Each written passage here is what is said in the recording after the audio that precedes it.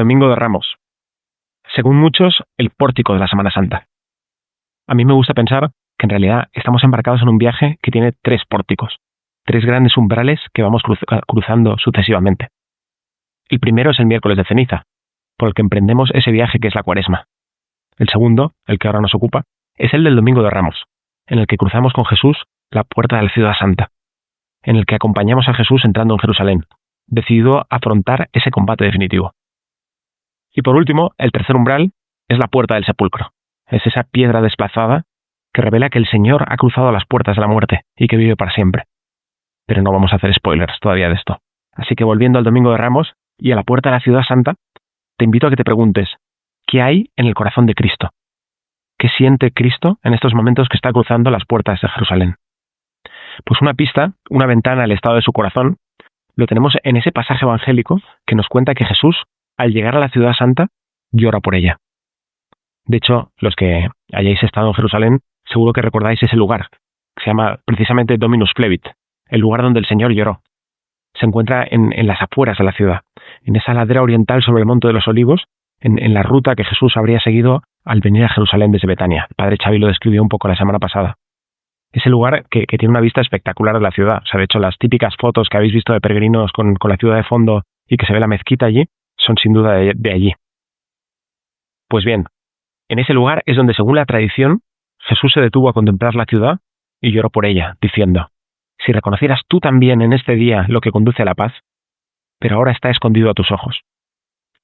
Te propongo que te detengas aquí. ¿Por qué llora Jesús? Trataré de explicarlo.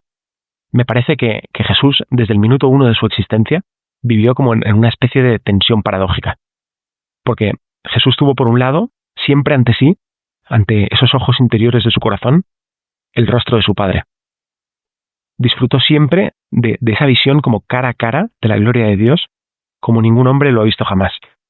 O sea, en cada momento de su existencia, con esos ojos interiores, vio lo que los demás hombres hasta entonces solo habían intuido vagamente, como en un espejo, que es la gloria de Dios, la Shekinah, aquello que brillaba detrás de la zarza ardiendo de Moisés y de todas las hierofanías que los patriarcas de Israel y los hombres religiosos de todos los tiempos han visto a lo largo de la historia. Y sin embargo, ese Jesús que ve al Padre cara a cara es también el Jesús que conoce lo que hay en el hombre, en cada hombre. Es decir, es el Jesús que tiene también siempre ante sí el pecado del hombre. Y aquí está la tensión. O sea, tienes como Cristo vive en esa presencia de la gloria de Dios, pero con una conciencia desgarradora del pecado del hombre. Como con un desgarre entre el contraste entre expectativa y realidad. O sea, entre la expectativa del plan de Dios para el hombre, ese hombre que es imagen de Dios, que debía ser templo de Dios en el mundo, y la realidad, que es que hemos llenado ese templo de basura, que hemos desfigurado el retrato de Dorian Gray, que hemos desfigurado la gloria de Dios en el mundo y sobre todo en los seres humanos. Este tipo de tensión en realidad es algo ya presente en los profetas. Explica un rabino judío contemporáneo, Joshua Heschel, que lo más característico del profeta no es solo el hablar en nombre de Dios, sino que el profeta es sobre todo alguien que entra en el corazón de Dios, que siente lo que Dios siente, que de alguna manera comparte su interioridad, sus sentimientos, y que por lo tanto el profeta es alguien que experimenta el dolor por el pecado como Dios lo experimenta, que participa como de la pasión de Dios por la humanidad. Pues bien, si esto es verdad en parte de todo profeta, esto lo es máximamente en el caso de Jesús, que es el Hijo eterno del Padre.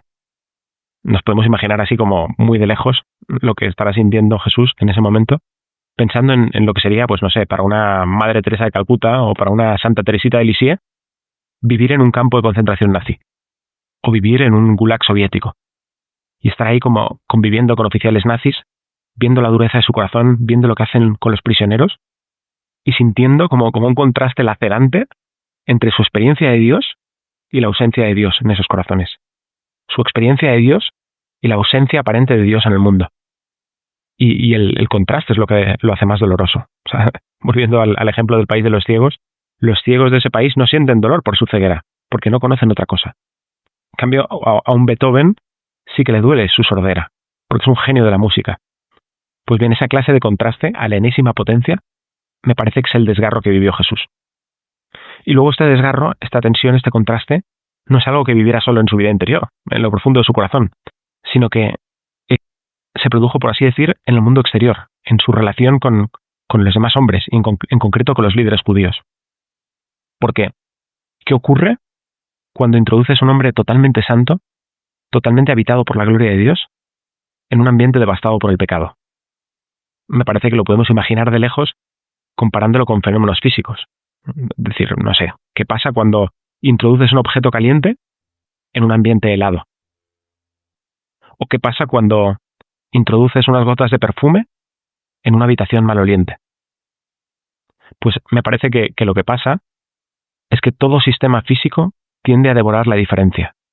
Todo sistema físico tiende a devorar la diferencia. Es decir, esa diferencia, que es ese poco de calor en un ambiente helado, esa diferencia que son esas gotas de perfume en esa habitación apestosa, esa diferencia entra en choque con el ambiente. Y uno de los dos debe ganar. Aparece como un gradiente que tiende al equilibrio. Y tienes como esa novedad, ese calor, ese perfume. Esa novedad trata de expandirse, pero el ambiente, el sistema se resiste, ¿no? Y como el sistema es grande y la novedad es pequeña, el sistema devora la diferencia. Ese calor desaparece, ese buen olor desaparece. Y esto que pasa en las reacciones físicas, nos pasa también en la sociedad, en las relaciones humanas. O sea, cuando entramos en contacto con gente radicalmente distinta de nosotros, también aparece como un choque, como un contraste. Y aparece también, a nivel sociológico, por así decir, un gradiente que tiende al equilibrio. Es decir, nuestra experiencia como seres humanos es que ese choque, ese contraste es temporal, porque nos acostumbramos. Lo que nos chocaba, eso que era diferente, nos acostumbramos, lo normalizamos. Y es más, acabamos mimetizándonos, acabamos siendo como todos, acabamos adaptándonos, acabamos viviendo como viven los demás. Lo mencioné también en el Domingo de la Transfiguración, hablando de ese país de los ciegos y de ese protagonista que según una de las versiones, acepta que le saquen los ojos, con tal de encajar, ¿no? De ser aceptado por los demás. O como en otra versión, ese protagonista tiene que huir, porque es rechazado. Es rechazado porque el sistema nos devora, porque no soporta la diferencia. Quizás por eso que Platón decía que si viviera entre nosotros un hombre totalmente justo, sin duda sería rechazado. Dice, en la hipótesis de que existiera un hombre totalmente justo, dice, ese hombre seguro que sería atado, azotado, torturado, le sacarían los ojos y dice, finalmente, después de sufrir todo mal, sería empalado, sería clavado a un madero. Porque Platón intuye que si ese hombre justo no se mimetiza con la injusticia, el choque es inevitable. Deberá ser expulsado de ese sistema.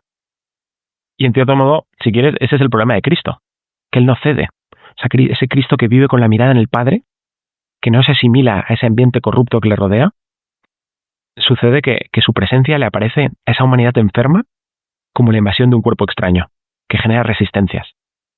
Lo hemos visto en los conflictos con los líderes judíos, estas semanas en los evangelios, que parece que todo lo que hace Jesús les saca sarpullidos, les da como una alergia a lo que hace Jesús.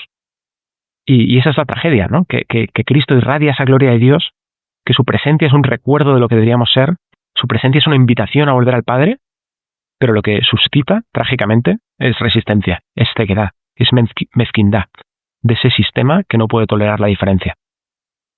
Y esta Semana Santa estamos llegando ahora al paroxismo de ese contraste.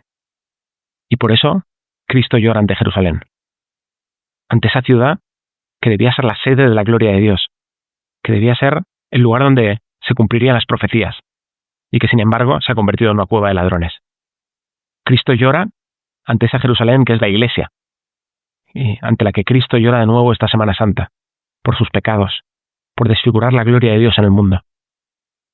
Esa Jerusalén que es tu alma, ante la que Cristo llora de nuevo esta Semana Santa, por tus pecados, por desfigurar la gloria de Dios en el mundo.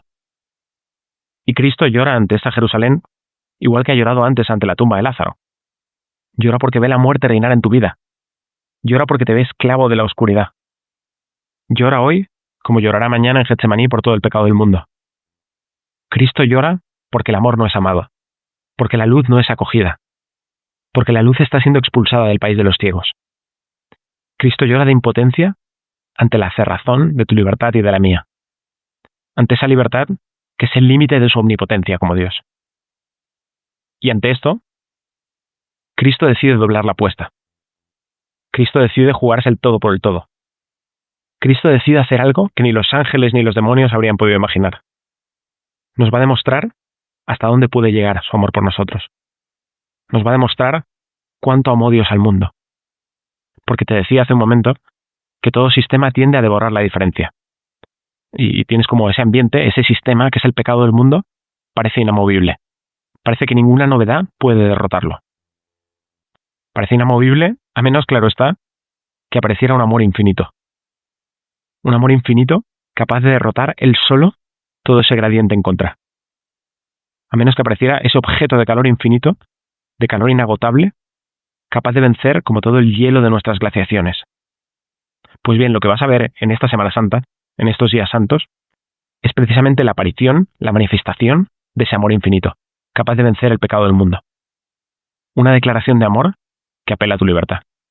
O sea, me encanta en este contexto pensar en una canción de Bruno Mars, Grenade, que describe un amor de este estilo, en el que el chico le dice a la chica, dice, tú no lo entiendes, sí, pero yo cogería una granada por ti, pondría mi mano en una espada por ti, saltaría delante de un tren en marcha por ti, tomaría una bala en mi sien por ti, haría cualquier cosa por ti. No te la voy a cantar, te lo evito, pero me parece que este es un poco el espíritu, la música, de lo que le está diciendo Cristo a Jerusalén en su pasión. Es lo que Cristo te está diciendo a ti en su pasión. Es como el chico de The Princess Bride, la princesa prometida, ese clásico ochentero de todos los tiempos. En ese momento que se deja lanzar montaña abajo por la mujer a la que ama, repitiendo as you wish, como desees. Y es solo en ese momento que la chica le reconoce, que la chica se da cuenta quién es, y la chica se arrepiente. Pues así, decía Guillermo de Saint-Cyr, que todo lo que hizo Cristo en su pasión, soportar los insultos, los escupitajos, las bofetadas, la cruz, la tumba, dice, todo es para mostrarte su amor, para despertar tu amor por él. Ese amor al que te puede invitar, pero no puede provocar. Y aquí viene la diferencia con el ejemplo físico que ponía antes. Porque un objeto de calor infinito derrotaría necesariamente ese gradiente en contra que encuentra en un ambiente helado. Pero la princesa de la película es libre. Jerusalén es libre. La humanidad es libre. Tú eres libre. Y por eso, el final de la historia depende de ti. El mundo no es una ecuación, el mundo es un drama. Puedes conmoverte y dejarte vencer por ese amor, o puedes endurecerte y dejar que esa ofrenda caiga en el vacío. Por tanto, tú escribes el final de esta historia. ¿Qué le vas a responder a Jesucristo en esta Semana Santa?